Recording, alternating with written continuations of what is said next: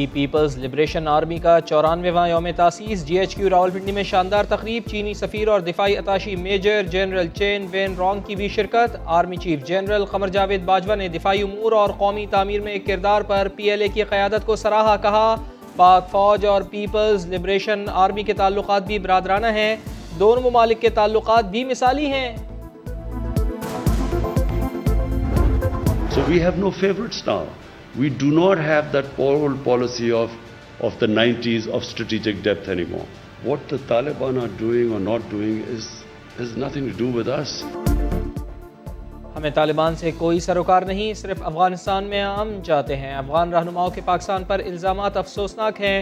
खित्ते का कोई मुल्क अमन के लिए पाकिस्तान की कोशिशों से बराबरी का दावेदार नहीं हो सकता।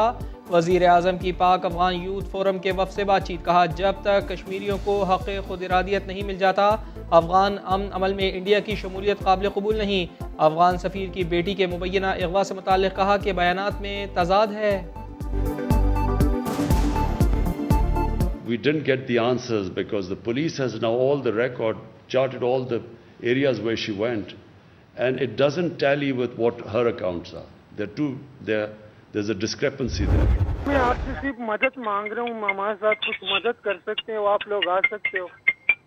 तो मैं क्या करूँ अभी आके, मुझे बताएं ना जरा। जुर्म की इत्तला मिलने पर क्या करना होता है, अब ये भी पुलिस को शहरी बताएं। इमरजेंसी सेल लेकिन रवैया गैर पेशा वराना। कराची जमान टाउन में बच्ची के कत्ल पर शहरी ने 15 पर कॉल की तो अहलकार यही पूछता रहा कि आपकी किस तरह मदद कर सकते हैं। पुलिस वहां आकर क्या करेगी। कॉल रिकॉर्डिंग सामने आ गई। गैर पेशा वराना रवैये पर SHO जमान टाउन मलिक आमिर और ड्यूटी ऑफिसर जुल्फिकार अली को मुअत्तल कर दिया गया। कराची कोरंगी जमान टाउन से लापता 9 साला बच्ची घर वालों को मिल गई। वालदा के मुताबिक बच्ची फुटबॉल ग्राउंड में खेल रही थी, खेलते हुए रास्ता भूली और फिर झूले में सो गई। पुलिस के मुताबिक बच्ची जहनी तौर पर माजूर है। बच्ची की वालदा ने दावा किया है कि बच्ची का जहनी तवाज़ुन बिल्कुल ठीक है।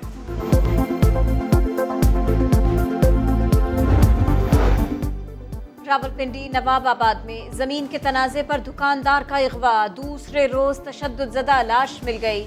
घर में कोहराम मच गया।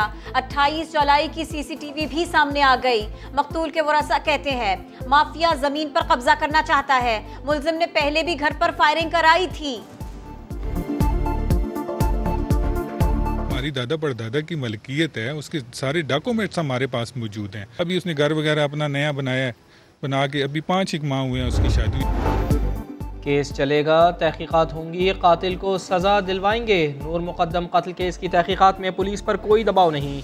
इस्लामाबाद के DIG ऑपरेशंस अफजाल कौसर की प्रेस कॉन्फ्रेंस बोले CCTV फुटेजेस को प्राइवेसी के तहत सामने नहीं ला सकते।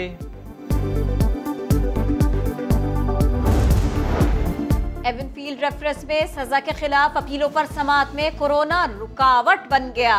Maryam Nawaz corona test positive आने पर पेश न हुई। वकील ने इल्तिवा की दरखास्त भेज दी। कैप्टन सफदर हाई कोर्ट जा पहुंचे। मीडिया के सामने गरजे बरसे और मुकदमे को झूठा करार दिया। जिस अदालत के बाहर खड़े हैं, यहाँ के एक बेंच पे जमानत देते हुए कहा कि मफरूजों पे सजा है। वो मफरूजे ही है। मफरूजा वही है जो जुनेजो मरहूम के साथ हुआ। मफरूजा वही है जो जुल्फिकार अली भुट्टो की शहादत पे हो गया। मुकदमे इतने पड़े मुझ पर कि कम न हुए। तरीन ग्रुप के गिरफ्तार MPA के खिलाफ एक और पर्चा कट गया। कश्मीर इलेक्शन के दौरान जबरदस्ती पोलिंग स्टेशंस में घुसने और SHO ग्रीन टाउन से बदतमीजी का इल्जाम है।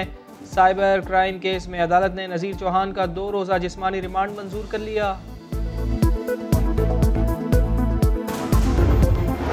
ये टार्जन बनने की कोशिश ना करें। ना ये जंगल है, ये पार्लियामेंट है पंजाब की। नज़ीर चौहान के प्रोडक्शन ऑर्डर जारी किए थे, पेश क्यों नहीं किया गया। अपनी हुदूद में रहो, पार्लियामेंट से लड़ाई का मत सोचना। स्पीकर पंजाब असेंबली परवेज इलाही ब्यूरोक्रेसी पर बरस पड़े। काबीना का रवैया भी अफसोसनाक करार दिया।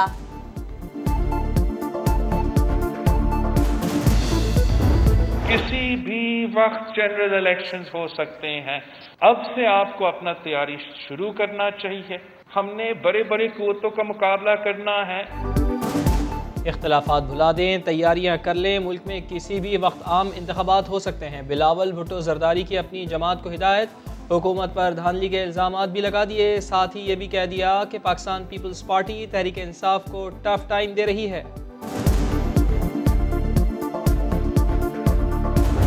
मरियम नवाज़ की कुछ तकरीर और जो वो पिछले एक बयानियों को लेके आगे चल रहे हैं, मैं समझता हूँ एक मेजर रोल उसी ने प्ले किया कि नून लीग को जो ये शिकस्त का सामना करना पड़ा।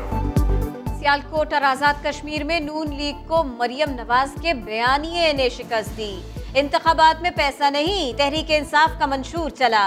नवमुंतखब रुकने पंजाब असेंबली एहसन सलीम का समा को इंटरव्यू, बोले अवाम मुखालिफ खानदान के हामी नहीं थे बल्कि उनसे खौफ ज़दा थे। एहसन सलीम ने वजारत की उम्मीद भी लगा ली।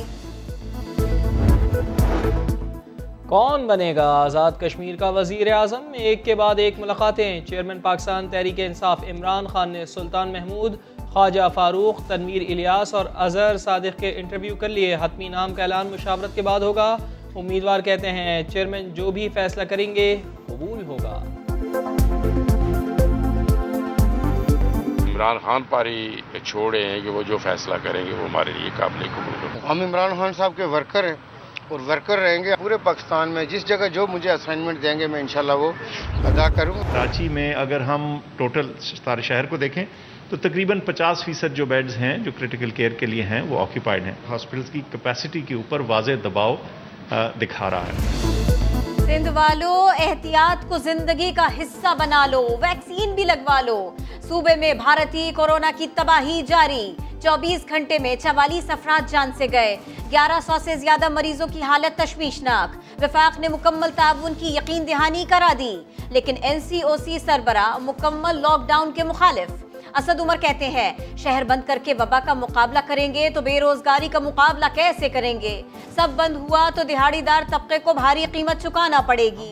बंद कर इस वबा का मुकाबला नहीं कर सकते। पूरे शहर हफ्तों बंद कर दें, ये इस मसले का इलाज नहीं है। कोरोना से डर नहीं लगता साहिब, सिम बंद होने से लगता है। हुकूमत ने 360 एंगल से पाबंदियों का ऐलान किया तो शहरी एक्सपो सेंटर जा पहुंचे।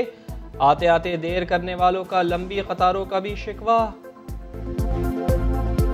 हाफिज कुलीग के साथ हम लोग मिल के आए हैं तो ये रश देख के तो हिम्मत ही नहीं पड़ रही लेन में लगने की। हजारों के लोग तादाद में आए। इतना रश है कि क्या बताऊं कि हजारों की तादाद में लोग यहाँ पे अभी जमा हैं। 1 अगस्त से सिर्फ वो लोग जो कम से कम एक वैक्सीन की डोज लगवा चुके हैं सिर्फ वो सफर कर सकेंगे। अगर आप वैक्सीनेटेड नहीं हैं तो 1 अगस्त से आप स्कूलों में जाके या कॉलेज के अंदर जाके पढ़ा नहीं सकते।